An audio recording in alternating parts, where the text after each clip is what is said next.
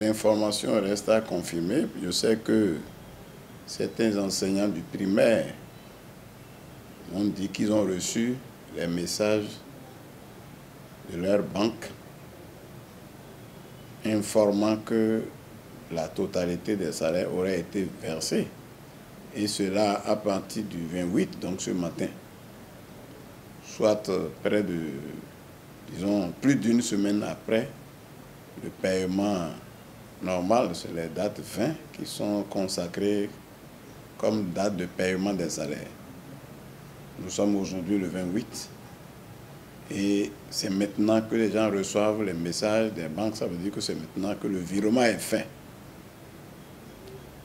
Mais du côté des enseignants du secondaire et du supérieur, il semble que les virements n'ont pas encore été faits.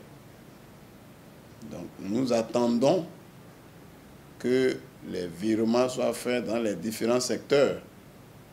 Encore que je n'ai pas encore reçu les messages des magistrats et des agents du secteur de la santé pour savoir, et d'autres secteurs, même si c'était le cas, est-ce que ça peut avoir d'impact sur le cours du mouvement de grève en cours? Quelqu'un te doit 40 000.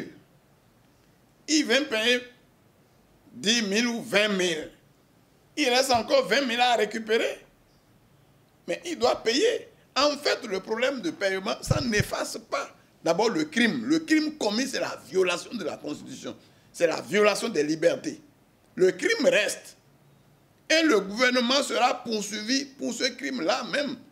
Quand on aura fini même de régler les différents problèmes, ce problème reste posé. Le paiement du mois intégral, c'est tout à fait normal. Donc ça devait se faire normalement. Donc ça ne change rien. Mais il reste le mois de février, il reste maintenant les revendications. Parce qu'il y en a qui disent, maintenant si on paye les défalcations, est-ce que vous n'irez pas au travail? On n'a pas été en grève pour être défalqué. La défalcation, c'est un obstacle qui a été placé pour nous empêcher d'avancer dans la revendication, donc dans la demande de satisfaction de nos revendications. Ça a été même intéressant. Ce n'est plus moi qui ai signé la motion de grève que les travailleurs suivent. C'est Patrice Talon lui-même qui a déposé la motion de grève.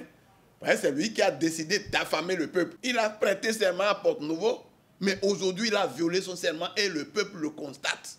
Et c'est pour ça, effectivement aussi, que les travailleurs ne peuvent pas baisser les bras. Nous devons poursuivre la lutte jusqu'à satisfaction de nos revendications.